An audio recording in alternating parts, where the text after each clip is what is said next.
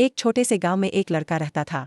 पढ़ाई में बहुत होशियार था, लेकिन जिंदगी उसके लिए आसान नहीं थी, क्योंकि वह सिर्फ पढ़ाई ही नहीं करता था बल्कि घर की जिम्मेदारियां भी संभालता था।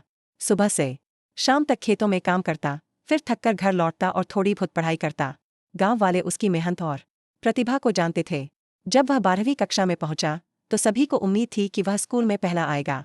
पर जब 12वीं की परीक्षा के नतीजे आए तो वह एक विषय में फेल हो गया। गांव वाले जो पहले उसकी तारीफ करते थे, अब उसका मजाक उड़ाने लगे। रास्ते में उसे ताने सुनने को मिलते और लोग उसे नीचा दिखाने की कोशिश करते। यह सब सुनकर लड़का बहुत परेशान हुआ। एक दिन उसने अपने गुरु से बात की। उसने कहा, गुरुजी, जब भी मैं खेत जाने के रास्ते से गुजरता हूँ, सब लोग मेरा मजाक उड़ाते हैं। मैं बहुत दुखी हूँ। गुरुजी ने उसे एक तरीका बताया, कल एक बड़ा लोटा लेकर आओ, उसे दूध से भर देना और उस रास्ते से चलो, लेकिन ध्यान रखना कि दूध का एक भी कतरा नीचे न गिरे। लड़का गुरुजी की बात मानकर अगली सुबह लोटा लेकर निकल पड़ा। उसका पूरा ध्यान लोटे पर था ताकि एक भी बूंद दूध गिरने न पाए, इसलिए वह रास्ते में लोगों की आवाज़ सुन ही नहीं पाया।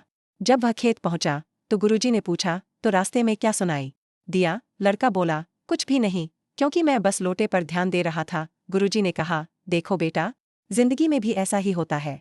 अगर तुम अपने लक्ष्य पर पूरा ध्यान दोगे तो लोगों के ताने, बातें और नकारात्मकता तुम्हें प्रभावित नहीं कर पाएगी।